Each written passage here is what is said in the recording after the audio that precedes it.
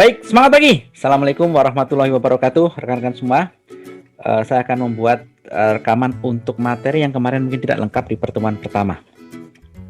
Baik, kita akan bicara tentang subjek pajak penghasilan berdasarkan Undang-Undang PPH. Fokus kita ke orang pribadi dulu. Ya,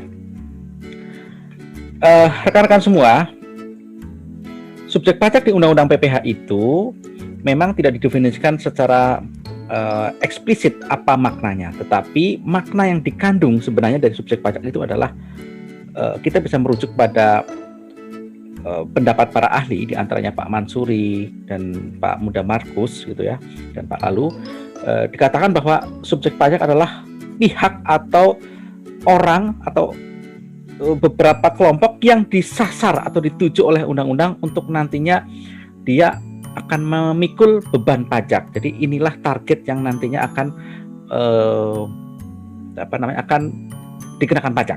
Sederhananya seperti itu. Nah, yang namanya target tentu saja tidak selalu kemudian dia akan membayar pajak, karena subjek pajak nanti belum tentu dia membayar pajak. Nanti kita akan sampai pada pembahasan bahwa subjek pajak yang memiliki kewajiban pajak objektif atau memiliki atau mempunyai objek pajak, barulah dia menjadi wajib pajak yang harus membayar pajak. Konsekuensi lainnya adalah wajib pajak itu harus mempunyai NPWP ya. Jadi ada subjek pajak, punya objek pajak, jadilah wajib pajak.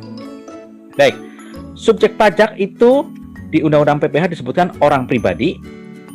Warisan yang belum terbagi ini sebenarnya warisan yang belum terbagi ini dia menggantikan posisi dari subjek pajak orang pribadi yang telah meninggal dunia. Kalau warisan tersebut belum dibagikan kepada ahli waris. Kalau nanti dibagikan ya subjek pajak warisan yang belum terbagi akan hilang. Jadi ini subjek pajak yang sifatnya sementara. Kemudian ada badan dan ada bentuk usaha tetap. Orang pribadi definisinya juga tidak diberikan secara jelas di Undang-Undang PPH, tetapi kita bisa menggunakan rumusan yang dikemukakan oleh para ahli, salah satunya Pak Mansuri, yaitu manusia yang terdiri dari darah dan daging. Ya, intinya kita semualah manusia. Jadi manusia usianya berapapun, bayi pun dia subjek pajak orang pribadi. Yang bukan subjek pajak orang pribadi itu yang bukan manusia, jin, tuyul, gendruwo, ya, kuntilanak itu bukan subjek pajak orang pribadi karena dia bukan manusia. Nah, penentuan subjek pajak di Indonesia itu secara umum, ini kita belum bicara Indonesia, tapi bicara tentang hukum pajak itu macam-macam, rekan-rekan semua. Jadi ada yang memakai asas domisili, ya intinya orang itu berada di suatu tempat, ya harus tunduk dengan hukum pajak di daerah tersebut. Jadi basisnya orangnya berdomisili di mana. Kalau berdomisili di negara A, maka dia menjadi subjek pajak negara A. Itulah asas domisili. Kemudian ada juga asas sumber.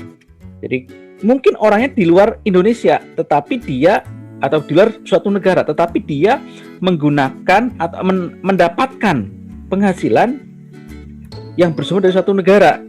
Nah, maka dia menjadi subjek pajak dari negara tersebut.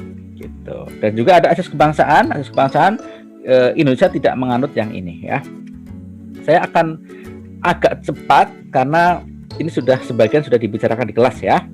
Jadi prinsip untuk penentuan subjek pajak ada yang basisnya adalah domisili, kemudian prinsip sumber tadi, dan ada prinsip BUT, permanent establishment. Jadi prinsip pengenaan pajak suatu negara yang memilih orang pribadi atau badan yang berdomisili di luar negara. Jadi orang pribadi atau badannya di luar negara, ya, tetapi menjadi subjek pajak di negara tersebut atau di negara lain ya, berdasarkan ada atau tidaknya kegiatan usaha yang dilakukan orang pribadi atau badan tersebut di negara itu melalui BUT. Ada BUT-nya apa enggak? Ya, BUT-nya wujudnya bisa mungkin ada gudangnya, ada counternya gitu ya. Itu sudah memenuhi syarat untuk menjadi subjek pajak di suatu negara. Ya, subjek pajak di Undang-Undang PPH itu dibagi dua kelompok, yaitu dalam dan luar negeri. Nah, subjek pajak dalam negeri itu berarti ini menggunakan prinsip domisili bahwa dia bertempat tinggal di Indonesia. Ya. Di Undang-Undang Cipta Kerja, rumusan dari pasal yang mengatur tentang subjek pajak dalam negeri itu diberikan penegasan, yaitu kata baik yang merupakan WNI, baik yang merupakan WNI maupun bukan WNI. Ya, sebenarnya sih tanpa penegasan seperti itu pun sudah cukup. Jadi orang pribadi ya, entah WNI atau bukan, asalkan bertempat tinggal di Indonesia, contohnya saya dan sebagian besar dari kalian, ya kalian semua insya Allah gitu ya, itu bertempat tinggal di Indonesia, maka menjadi subjek pajak dalam negeri. Nah, berikutnya adalah yang berada di Indonesia lebih dari 183 hari dalam jangka waktu 12 bulan. Ini contohnya adalah sebenarnya dia bukan orang Indonesia atau ya orang luar negeri yang selama ini tidak bertempat tinggal di Indonesia, tetapi dalam jangka waktu 12 bulan itu beda dengan 1 tahun loh ya. Kalau 1 tahun itu merujuk ke 1 tahun kalender Januari sampai Desember, tetapi kalau 12 bulan itu bisa lintas tahun. Jadi November tahun 2020 sampai dengan Oktober 2021 itu juga 12 bulan. Tapi bukan 1 tahun kalender gitu ya. Maksudnya seperti itu tuh, 12 bulan itu bisa lintas tahun. Jadi orangnya tidak tinggal di Indonesia sebenarnya, tapi di Indonesia dia telah mencapai angka 184 hari. Jadi lebih dari 193 hari ya. Dalam jangka waktu 12 bulan. Itu sudah bisa menjadi subjek pajak dalam negeri. Atau orang pribadi yang dalam 1 tahun pajak berada di Indonesia dan mempunyai niat untuk bertempat tinggal di Indonesia. Nah, ini orangnya mungkin tinggalnya di Malaysia, tetapi kemudian untuk satu hal dia di Indonesia untuk kerja.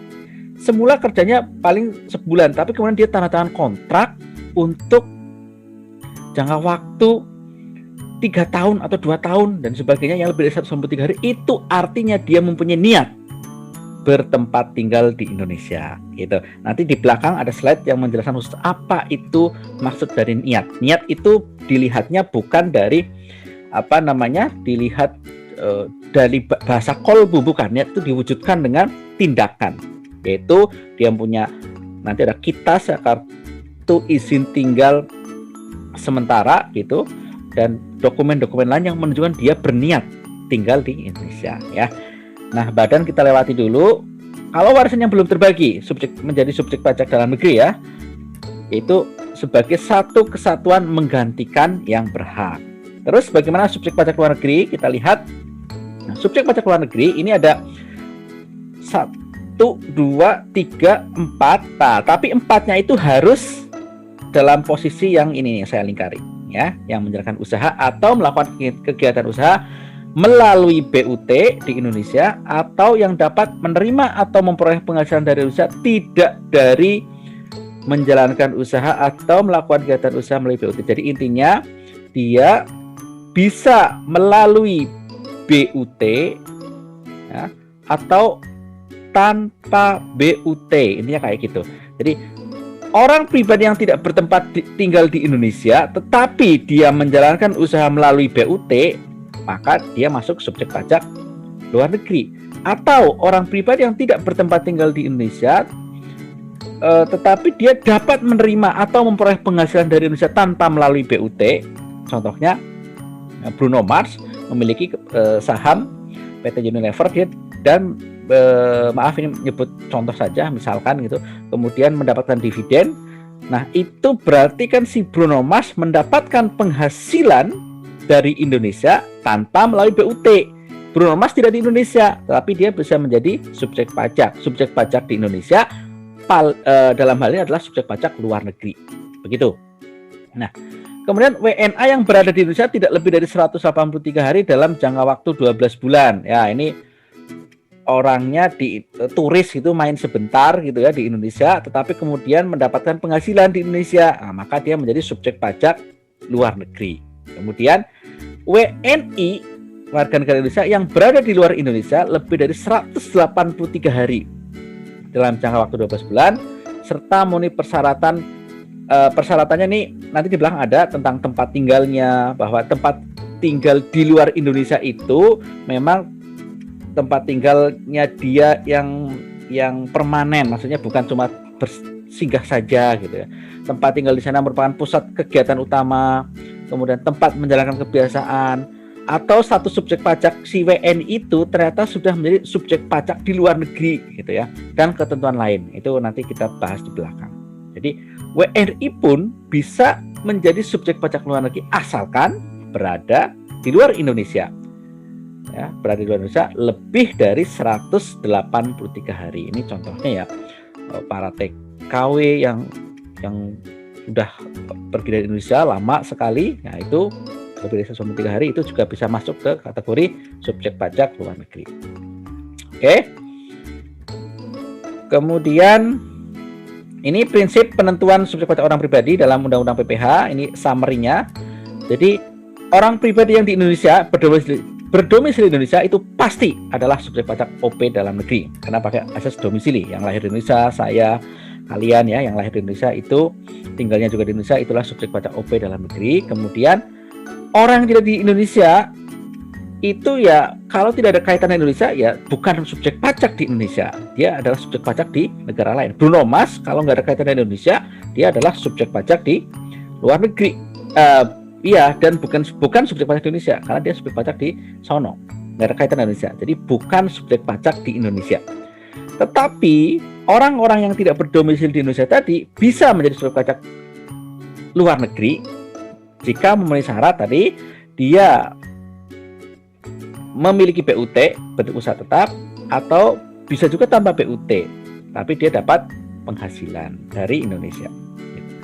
Nah ini adalah slide yang menjelaskan tentang subjek pajak dan wajib pajak. Jadi subjek pajak OP dalam negeri yang menerima atau memperoleh penghasilan yang besarnya melebihi penghasilan tidak kena pajak. Nanti kita belajar apa itu penghasilan tidak kena pajak. Intinya jumlah tertentu gitu ya.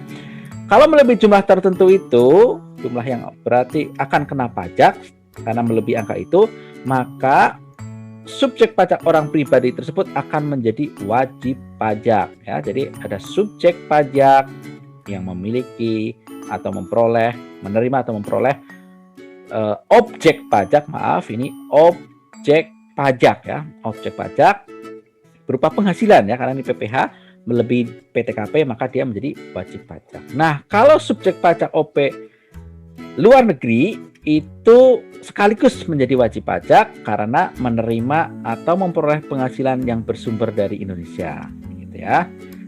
Atau menerima dan atau memperoleh penghasilan yang bersumber dari Indonesia melalui BUT gitu. Jadi secara umum wajib pajak itu adalah subjek pajak yang menerima atau memperoleh penghasilan. Secara umum seperti itu. Kita lihat, nah ini Fatin, apa dia subjek pajak OP dalam negeri? Ya, bisa dia menjadi subjek pajak OP dalam negeri. Wah, ini Fatinnya nggak muncul ya. Ini Fatin ya. Gitu. Nah, dia karena berdomisili di Indonesia, maka dia subjek pajak OP dalam negeri. Nah, yang di sini ini siapa gambarnya? Gambarnya nggak muncul, gitu ya. Ini gambarnya Bruno Mars di sini. Dia bisa menjadi salah satu dari kondisi berikut, bisa bukan subjek pajak Indonesia karena di luar negeri dan nggak ada kaitannya dengan Indonesia, nggak dapat penghasilan dari Indonesia dan sebagainya, maka itu menjadi bukan subjek pajak di Indonesia. Tapi dia bisa menjadi subjek pajak luar negeri non BUT ketika apa? Ketika dia mendapatkan penghasilan dari Indonesia tanpa melalui BUT.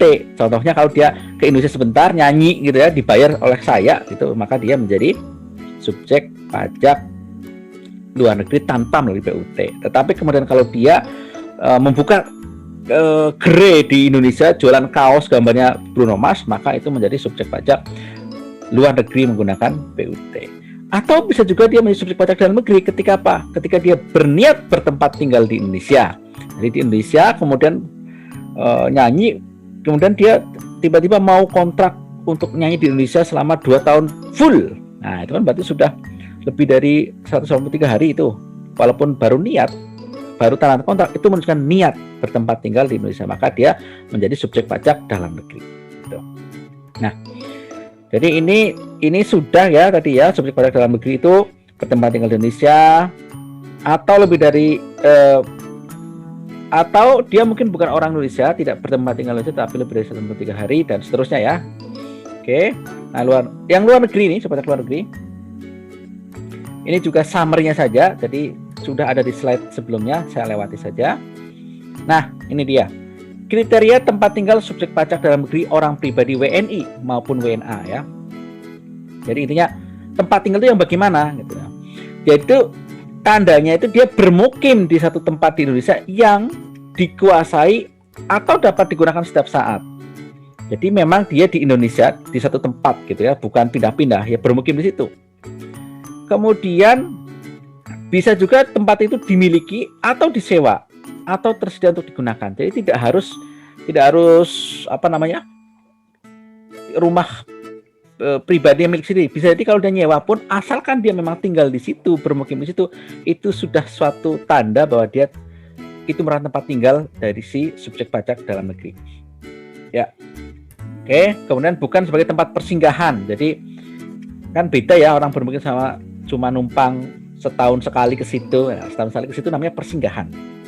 Kemudian memiliki pusat kegiatan utama di Indonesia yang digunakan oleh orang pribadi sebagai pusat kegiatan atau urusan pribadi, sosial, ekonomi, dan atau keuangan di Indonesia. Nah, ini ciri berikutnya itu ya, di Indonesia itu dia biasa melakukan kegiatan keseharian dia kerja di situ gitu ya. Kemudian urusan pribadi ya dia berinteraksi di situ ya. Sumber penghasilan di situ, itu menunjukkan dia di Indonesia itu adalah pusat kegiatan utamanya. Kemudian atau menjalankan kebiasaan atau kegiatan sehari-hari di Indonesia, antara lain aktivitas menjadi kegemaran atau hobi. Ya memang dia tinggal di situ, dia setiap hari main basket di situ. Nah, itu menunjukkan aktivitas keseharian dia. Oke, ini ilustrasi bagaimana menghitung 183 hari. Ya, tadi kan unsurnya kan bertempat tinggal di Indonesia. Apa tempat tinggal? Tadi dijelaskan. Kemudian lamanya adalah lebih dari 183 hari dalam jangka waktu 12 bulan. 183 hari itu kan sekitar 6 bulan sebenarnya kan. 6 kalikan 31 lah kalau mau ininya ya. Jadi sekitar 6 bulanan, tetapi tidak harus berturut-turut ya. Yang penting dalam 12 bulan, dan 12 bulan itu bukan berarti 1 tahun kalender ya, bisa lintas tahun. Contoh nih, Mr. Josh bulan November dia tinggal di Indonesia 5 hari ya, ke Indonesia dia 5 hari, maka selama bulan November dia baru 5 hari. Desember ke Indonesia 10 hari, terus balik lagi ke negaranya, sebut saja di California gitu ya misalkan gitu. Nah, maka akumulasinya November Desember dia 15 hari dan seterusnya sampai ke bawah sini. Kita lihat bulan November sampai dengan bulan Oktober itu adalah 12 bulan. Apakah dalam jangka waktu 12 bulan dia sudah tinggal lebih dari 183 hari? Dilihat ternyata ini dalam jangka waktu 12 bulan itu baru 175 hari. Ya kan? 175 hari. Berarti belum memenuhi syarat sebagai subjek pajak dalam negeri. Kemudian November gimana? Sampai dengan November 2016 memang sih ini 186 hari, tetapi itu sudah ya dari November sampai dengan November ini sudah 13 bulan ya, 13 bulan ini, 13 bulan. Maka sebenarnya 12 bulannya kan berarti cuma dari ini Desember, dari Desember sampai dengan November, ini 12 bulan. Nah, 12 bulannya itu ternyata baru 181 hari. Maka dia belum memenuhi syarat. Terus bagaimana ini? Bawah tuh Desember 194. 194 hari itu November 2015 sampai dengan Desember 2016 gitu. Padahal sebenarnya kalau Desember 2016 itu 12 bulan, itu berarti dari Januari sampai dengan Desember itu dia cuma 179 hari, maka dia belum melebihi 183 hari, sehingga belum memenuhi syarat sebagai SPDN. Itu cara menghitung seperti itu ya. Nanti diulang lagi pelan-pelan biar paham. Nah, ini slide ini bicara tentang apa wujud niat bertempat tinggal di Indonesia. Tadi kan subjek pajak, salah satu subjek pajak orang pribadi dalam negeri itu dikatakan SPDN, OPDN, OP dalam negeri itu jika dia di Indonesia dan berniat untuk bertempat tinggal di Indonesia. Jadi mungkin orang asing gitu ya di Indonesia kerja, kemudian mempunyai niat bertempat tinggal di Indonesia. Nah, niat itu bagaimana? Nah, itu dilihat dari dokumen. Dokumennya, oh dia mempunyai kartu izin tinggal tetap, itu kitab. Visa tinggal terbatas atau VITAS gitu ya.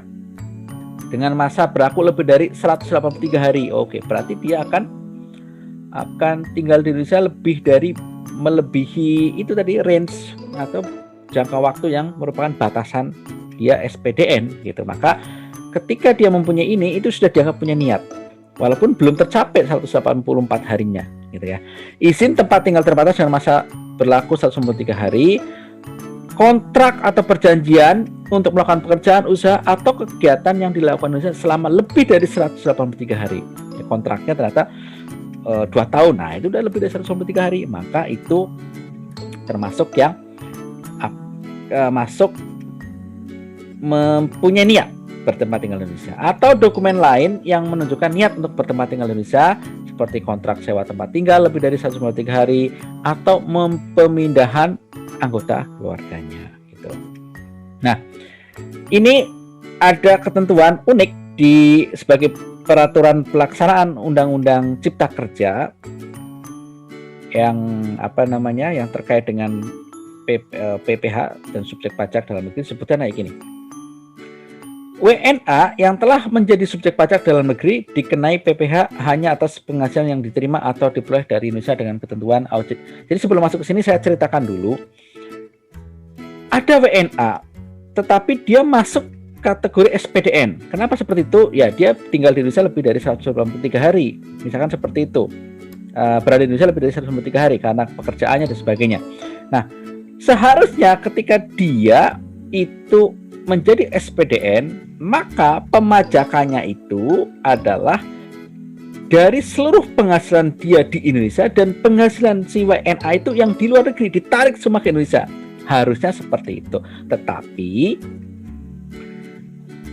diberikan pengecualian bahwa WNA yang telah menjadi subjek pajak dalam negeri dikenai PPh-nya itu hanya atas penghasilan yang di Indonesia saja, ya, yang di luar negeri enggak, dengan ketentuan bahwa WNA tersebut memiliki keahlian tertentu, misalkan dia ahli tambang, gitu ya, dan berlaku 4 tahun pajak yang dihitung sejak menjadi SPDN. Kalau lebih dari 4 tahun, maka dia dikenakan dari seluruh penghasilan di dalam dan luar negeri. Gitu.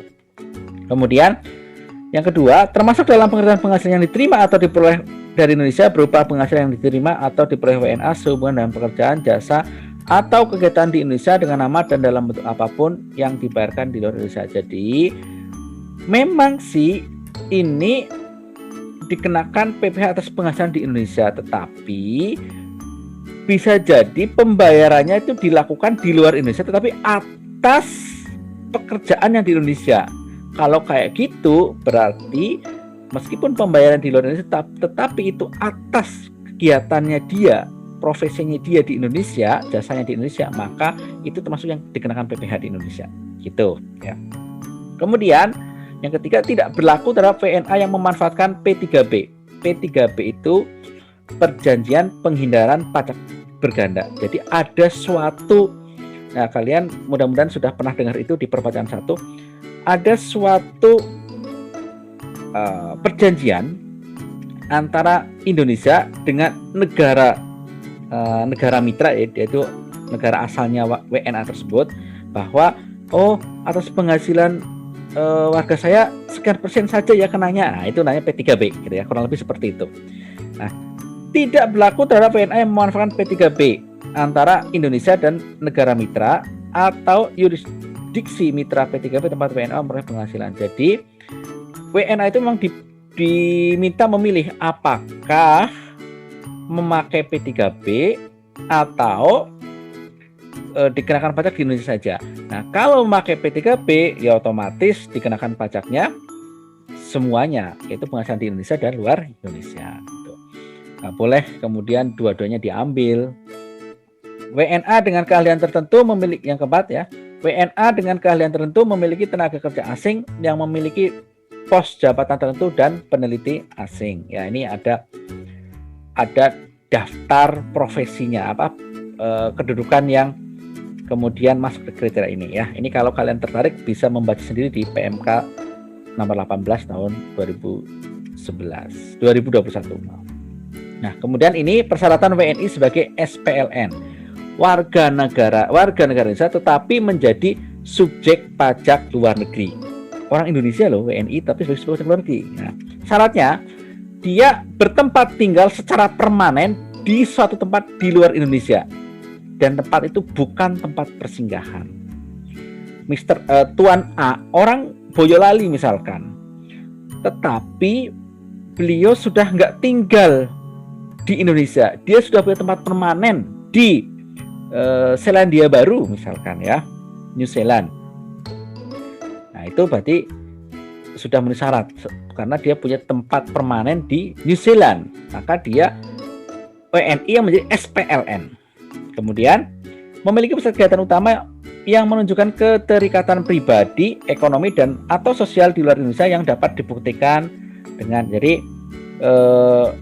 di sana di New Zealand itu ya, itu menunjukkan bahwa tempatnya itu adalah pusat kegiatan utamanya dia yang menunjukkan keterikatan pribadi, ekonomi, sosial. Jadi contohnya adalah ya suami, istri, anak-anaknya itu berada di sana di New Zealand. Terus sumber penghasilannya ya dari New Zealand, bukan dari Indonesia lagi. Itu berarti menunjukkan bahwa di New Zealand lah pusat kegiatan utama. Maka dia bisa menjadi SPLN ya. Menjadi anggota organisasi keagamaan di New Zealand atau dia mengajar di New Zealand dan sebagainya. Itu berarti menunjukkan dia memang di New Zealand itulah pusat kegiatan utamanya ya. Atau yang ketiga, memiliki tempat menjalankan kebiasaan atau kegiatan sehari-hari di luar Indonesia. Di New Zealand lah dia setiap hari melakukan aktivitasnya, lari-lari dan sebagainya misalkan. Kemudian bisa jadi dia menjadi subjek pajak dalam negeri di New Zealand. Nah, itu syarat dia sebagai SPLN. Atau persyaratan tertentu lainnya ada di slide berikutnya. Dia harus menyelesaikan kewajiban perpajakan atas seluruh penghasilan yang diterima atau diperoleh selama WNI tersebut menjadi subjek pajak dalam negeri. Jadi sebetulnya Tuan A tadi sebelum pindah ke New Zealand ya harus diberesin dulu SPT tahunannya dan kewajiban-kewajiban lainnya gitu. Kemudian telah memperoleh surat keterangan WNI memenuhi persyaratan menjadi subjek pajak luar negeri yang ditentukan oleh Direktur Jenderal Pajak. Jadi ini gambarnya hilang ya di sini. Jadi sebelum keluar negeri dia mengajukan surat keterangan WNI yang memenuhi persyaratan menjadi subjek pajak luar negeri. Gitu. Oke, status perpajakan WNI sebagai subjek pajak luar negeri itu karena WNI tersebut sebagai SPLN, maka dia itu diperlakukan sebagai orang pribadi yang meninggalkan Indonesia untuk selama-lamanya. Ya memang selama-lamanya itu menjadi relatif, satu saat bisa jadi dia karena satu dan lain hal balik lagi Indonesia ya.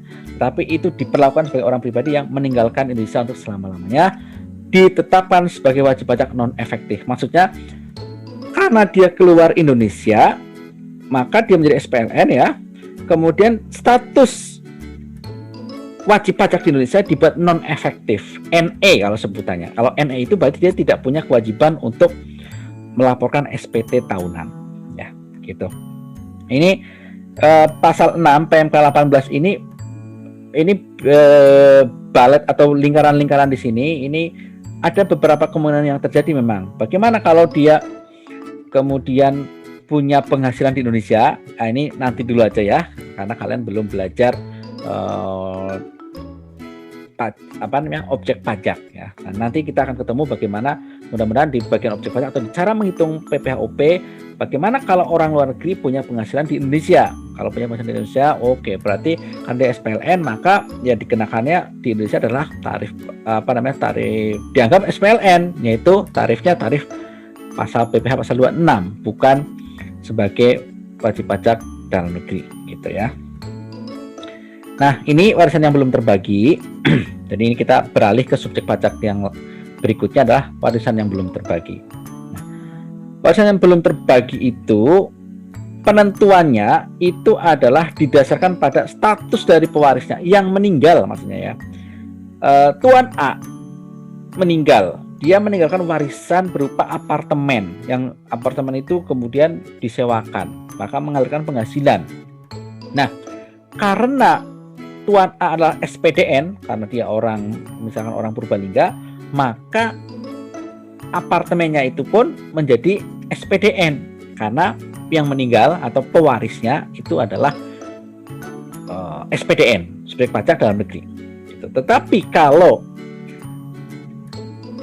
pewarisnya sebelum meninggal berstatus subjek pajak, oke, bawahnya nih, kebalikannya ya. Jika pewarisnya sebelum meninggal berstatus sebagai subjek pajak luar negeri yang tidak menjalankan usaha atau melakukan kegiatan di Indonesia melalui BUT, maka warisan yang belum terbagi tidak dianggap sebagai subjek pajak pengganti karena pengenaan pajak atas penghasilan yang diperoleh wajib pajak orang pribadi tersebut melekat pada objeknya. Jadi kalau yang meninggal itu, kemarin saya contohkan penyanyi luar negeri di Indonesia meninggal, dia meninggal terus punya punya jam gitu ya. Apakah itu menjadi subjek pajak pengganti? Tidak ya, karena dia tidak menjalankan usaha atau kegiatan di Indonesia melalui BUT itu. Tetapi kalau dia meninggalkan toko counter, nah counternya itu menjadi subjek pajak dalam negeri itu. Nah, sebenarnya kenapa sih warisan yang belum terbagi itu menjadi subjek pajak dalam negeri atau menjadi subjek pajak?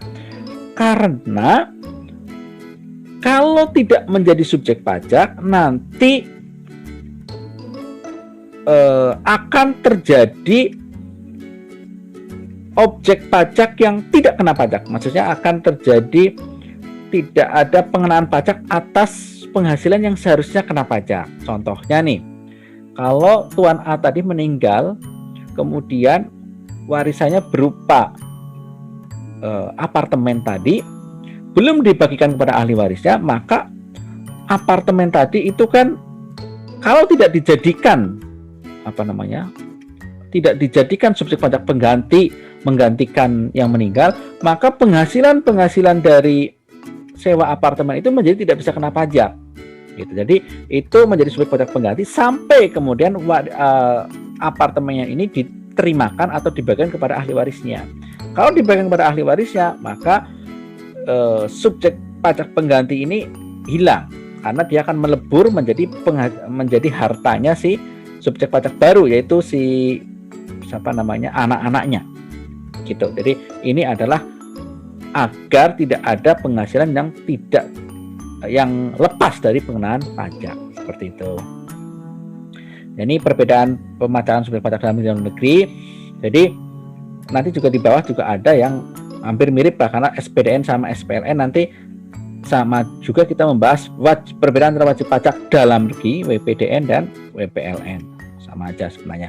Jadi subjek pajak dalam negeri itu yang dikenakan itu seharusnya adalah seluruh penghasilan di Indonesia dan luar Indonesia, worldwide income gitu ya. Kalau saya punya penghasilan dari misalkan sewa apartemen di Indonesia, itu kena pajak ya. Kalau saya punya penghasilan dari luar negeri, yaitu dihitung ulang di Indonesia, dikenakan seperti itu. Nah, subjek pajak luar negeri tidak seperti itu. Dia dari penghasilan yang di Indonesia saja. Nah, memang sih yang di subjek pajak dalam negeri di sini ada sedikit pengecualian. Kalau WNA-nya tadi di belakang tadi sudah dibicarakan bahwa kalau WNA-nya tadi punya keahlian tertentu dan sebagainya ya. Dasar pengenaan pajaknya penghasilan neto, kalau subjek pajak luar negeri bruto. Penghasilan neto itu artinya dia ada pengurangnya dulu, biasanya PTKP. Kalau luar negeri nggak dikurangi PTKP. Tarif pajaknya tarif umum PPh nanti kita belajar di belakang ya. Nah, kalau pajak luar negeri kena tarif sepadan, dalam hal ini adalah tarif flat PPh pasal 26 atau sesuai tax treaty. Nanti kita belakang akan bahas itu. Subjek pajak dalam negeri wajib punya NPWP jika penghasilannya di atas PTKP ya. Kalau luar negeri tidak wajib. Otomatis kalau punya NPWP harus wajib pajak dalam negeri lapor SPT, kalau luar negeri tidak lapor SPT. Ya. Ini kapan saat mulai dan berakhirnya kewajiban subjek pajak? Kewajiban pajak subjektif ya untuk SPDN, kita fokus ke orang pribadi. Nah, orang pribadi yang bertempat tinggal di Indonesia ini kan orang ciri khasnya itu orang-orang yang memang dari awalnya di Indonesia, jadi yang lahir di Indonesia. Maka begitu lahir, maka saat itulah timbul kewajiban pajak subjektif. Nah, jadi kita bisa bilang tuh waktu anak kita lahir, wah, kalau muslim diazanin kanan kiri telinganya gitu ya, azan iqamat, kemudian saat itu kita bisa bilang, wahai anakku, mulai saat ini kamu sudah mempunyai kewajiban pajak subjektif. Nah itu ya, tapi nggak usah kayak gitulah ya gitu. Nah oke. Lanjut. Nah, bagi orang pribadi yang berada di Indonesia lebih dari 193 hari dalam jangka waktu 12 bulan, maka ini adalah sejak hari pertama berada di Indonesia. Kenapa nggak dari hari ke-194? Nah nanti kalian sudah belajar PPh 21 ya. Sayangnya PPh 21-nya memang di RPS kita itu tidak mungkin tidak sempat membahas yang dari SPLN ya solusinya. Jadi kewajiban subjektif adalah sejak hari pertama di Indonesia, bukan ke hari 194, enggak, tapi sejak hari pertama. Kemudian orang pribadi yang berada dalam 1 tahun pajak berada di Indonesia dan mempunyai tempat yang mempunyai niat. Ini contohnya orang luar negeri, kemudian dia di Indonesia, kemudian udah saya sekalian tanda tangan kontrak untuk kerja yang lama. Nah, maka sejak berniat tadi, jadi dia bisa punya kartu izin tinggal yang tetap tadi itu ya, kemudian vitas dan sebagainya atau kontraknya, maka itu sejak berniat itu tadi, sejak memiliki dokumen tadi, itulah dia muncul kewajiban pajak subjektif. Kapan berakhirnya? Ini berakhirnya adalah meninggal dunia atau meninggalkan Indonesia untuk selama-lamanya. Ya, meninggalkan Indonesia untuk selama-lamanya tadi sudah kita bahas kan, memang menjadi agak relatif gitu ya. Warisan belum terbagi itu saat pewaris meninggal dunia dan berakhir ketika warisan selesai dibagikan. Badan kita lewatin dulu. Ini kemudian SPLN. Orang pribadi yang tidak bertempat tinggal di Indonesia, orang pribadi yang di Indonesia tidak lebih dari 183 hari, dan badan yang menjalankan usaha atau melakukan kegiatan usaha melalui BUT Indonesia, maka saat kewajiban pajak subjektifnya itu adalah muncul ketika BUT tersebut berada di Indonesia ya, ketika ada BUT-nya, didirikan BUT-nya, atau kalau didirikan nggak tepat, pokoknya ada BUT di Indonesia. Kapan berakhirnya? Ketika tidak lagi ada BUT di Indonesia. Itu orang pribadi atau badan yang memakai BUT ya, kewajiban pajak subjektifnya kayak gitu. Kalau yang tanpa BUT, yang tidak menjalankan usaha atau melakukan kegiatan usaha tanpa BUT lah intinya ya, tanpa BUT, itu saat kewajiban pajaknya timbul saat orang pribadi atau badan punya hubungan ekonomis dengan Indonesia. Apa itu hubungan ekonomis? Yaitu menerima penghasilan. Tuh. Kapan berakhirnya? Ya ketika tidak lagi mempunyai hubungan ekonomis. Artinya apa? Tidak memperoleh penghasilan. Tuh. Oke, kemudian kita bicara bukan subjek pajak. Bukan subjek pajak ini diatur di Undang-Undang PPh. Pertama adalah kantor perwakilan negara asing, tapi ini lebih dekat ke badan. Kita akan bicara yang B terutama, yaitu pejabat perwakilan diplomatik ya, dan konsulat atau pejabat lain dari negara asing, dan orang-orang yang diperbantukan kepada mereka yang bekerja pada mereka ya, dan bertempat tinggal bersama-sama mereka. Syaratnya bukan WNI, di Indonesia tidak sambil dapat penghasilan lainnya gitu ya, dan negara tersebut memberikan perlakuan timbal balik yang sama dengan Indonesia. Jadi duta besar asing yang ada di Indonesia itu adalah pejabat perwakilan diplomatik itu berarti bukan subjek pajak. Tetapi kalau duta besar itu kemudian menjadi pengajar di Indonesia, dapat penghasilan selain dari profesinya atau pekerjaan dia sebagai duta besar, maka dia menjadi subjek pajak di Indonesia, gitu ya. Kemudian duta besar itu membawa staf, gitu ya, stafnya kerja di duta besar, di kedutaan besar itu, asalkan dia bukan WNI, maka itu juga termasuk termasuk bukan subjek pajak di Indonesia. Syaratnya ya tidak memperoleh penghasilan di luar jabatannya tadi. Kemudian bagaimana kalau misalkan Tuan B, orang Majalengka, kemudian menjadi karyawan di kedutaan besar Amerika di Indonesia, di Jakarta. Karena dia WNI, maka si Tuan B tadi itu tetap menjadi subjek pajak dalam negeri, gitu ya. Organisasi internasional ini nanti dekatnya dengan badan. Kemudian pejabat-pejabat perwakilan organisasi internasional tersebut itu bukan subjek pajak. Syaratnya sama, yaitu bukan WNI dan tidak menjalankan, bukan WNI dan tidak menjalankan usaha atau pekerjaan lain untuk memperoleh penghasilan dari Indonesia. Jadi memang ya dia pejabat di situ dan tidak sambil melakukan aktivitas yang menghasilkan penghasilan dari luar profesinya, gitu ya. Oke, ini perbedaannya sudah. Ini contoh-contoh bukan subjek bukan SPOP, ya, bukan subjek orang pribadi. Kemudian ini timbul dan kewajiban sudah. Contoh SPDN, silakan kalian pahami. Ini contoh SPDN yang warisan dan sebagainya, silakan kalian pahami. Kalau ada pertanyaan bisa diajukan di kelas ya. Terima kasih, mudah-mudahan bermanfaat. Tetap semangat. Assalamualaikum warahmatullahi wabarakatuh.